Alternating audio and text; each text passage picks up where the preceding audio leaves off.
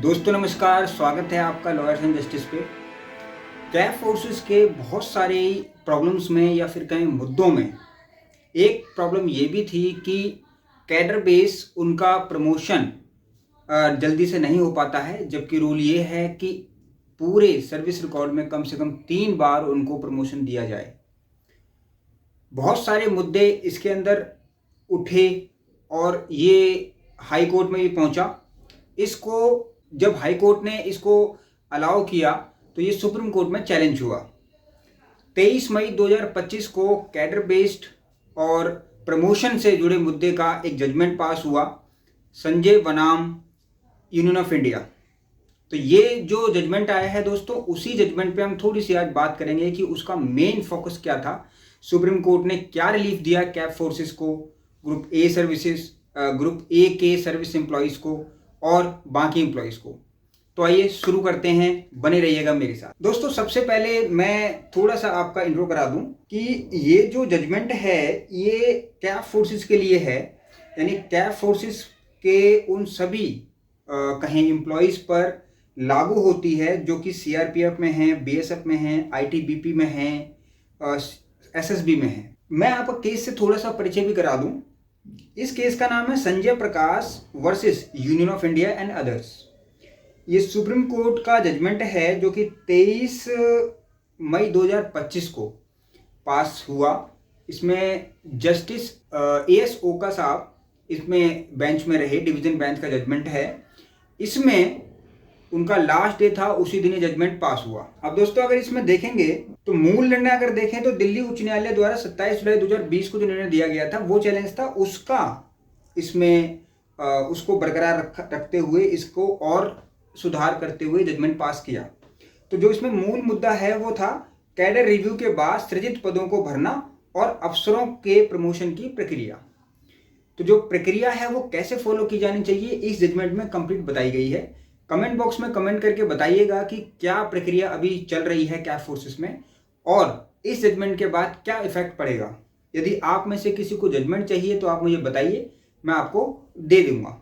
अन्यथा आप जो है इसको सुप्रीम कोर्ट की वेबसाइट से भी डाउनलोड कर सकते हैं। दोस्तों अब इसमें थोड़ा सा आगे बढ़ें तो मुख्य कानूनी मुद्दों की बात अगर करें तो इसमें क्या मुद्दे लिए गए थे। इसमें पहला मुद्दा ये है कि कैडर रिव्यू के बाद बनाए गए अतिरिक्त पदों को भरना। दूसरा मुद्दा इसमें ये लिया गया कि कैफ की भर्ती नियमावली में संशोधन कर प्रमोशन आधारित नियुक्ति सुनिश्चित करना। फिर तीसरा मुद्दा लिया गया कैफ के ग्रुप ए अफसरों को ऑर्गेनाइज ग्रुप ए सर्विस, जिसको कहा गया ओजीएएस शॉर्टकट में, का दर्जा देना, यानी ओजीएएस का दर्जा देना। ये एक इसके अंदर मुख्य इशू था।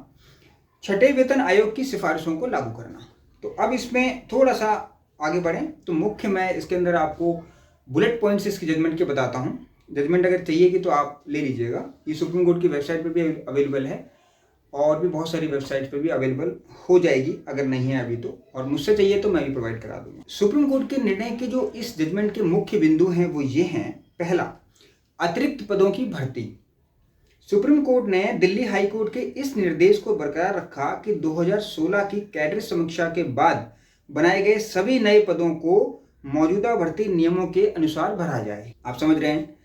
दूसरा इसमें यह रखा गया कि भर्ती नियमों में संशोधन, जो भी भर्ती होती है नई, उसमें नियमों के अंदर संशोधन किया जाना चाहिए क्योंकि नियम पुराने चल रहे हैं और एरा बदल चुका है। तो अब इसमें कोर्ट ने कहा कि भर्ती नियमों में स्पष्ट किया जाना चाहिए कि वरिष्ठ प्रशासनिक ग्रेड, जिसको एसएजी यानी सेज कहते हैं, सेज भी कह सकते हैं, तक के सभी पद प्रमोशन के माध्यम से भरे जाएं, न कि डेपुटेशन द्वारा। इससे बलों में समान अवसर और पारदर्शिता सुनिश्चित होगी। फिर ओजीएएस का दर्जा देना। सुप्रीम कोर्ट ने केंद्र सरकार को यह भी निर्देश दिया कि कैफ के ग्रुप ए अफसरों को संगठित ग्रुप ए सेवा ओजीएएस का दर्जा देने पर विचार किया जाए। इससे उन्हें दूसरे केंद्रीय सेवाओं के समकक्ष लाभ मिल सकेंगे। तो ये एक जजमेंट का ओजीएएस को लेकर एक मेन जो पॉइंट था वो आया। अब ओजीएस को मैं फिर से एक बार बता दूं, ऑर्गेनाइज ग्रुप ए सर्विस। तो ये ग्रुप ए सर्विसेज के जो एम्प्लॉयज हैं उनके लिए था। अब इसमें जो नेक्स्ट पॉइंट जो समझ में आया कि छठे वेतन आयोग की सिफारिश को क्रियान्वयन करना। कोर्ट ने कहा कि कैफ अफसरों के लिए कैरियर प्रगति को संरचना को बेहतर करने हेतु आयोग की सिफारिशों को प्रभावी ढंग से लागू जरूर करना चाहिए। अब चाहे 7 पे कमीशन हो, 6 पे कमीशन हो, जितनी भी पे कमीशंस हैं जो भी एप्लीकेबल हैं, उन पे कमीशंस की जो सिफारिशें हैं उनको लागू किया जाए। अगर हम इसके निष्कर्ष पे आए तो क्या कि प्रमोशन आधारित प्रणाली अगर हम इसके निष्कर्ष पे आए तो पहला जो सबसे इंपॉर्टेंट पॉइंट निकलता है वो ये इस जजमेंट का कि प्रमोशन आधारित प्रणाली को बढ़ावा दिया जाना चाहिए।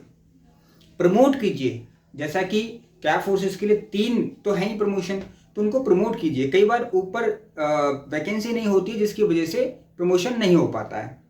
फिर कहते हैं डेपुटेशन की संस्कृति को कम किया जाना चाहिए। डेपुटेशन पे ले आते हैं, यानी किसी दूसरे, मान लीजिए आईटीबीपी का कोई व्यक्ति है, उसको डेपुटेशन पे सीएसएफ में ले आइए, सीएसएफ का कोई व्यक्ति है उसको डेपुटेशन पे कहीं और ले गए, तो डेपुटेशन की संस्कृति को कम किया जाना चाहिए, बल्कि वहां पे भर्तियां की जानी चाहिए।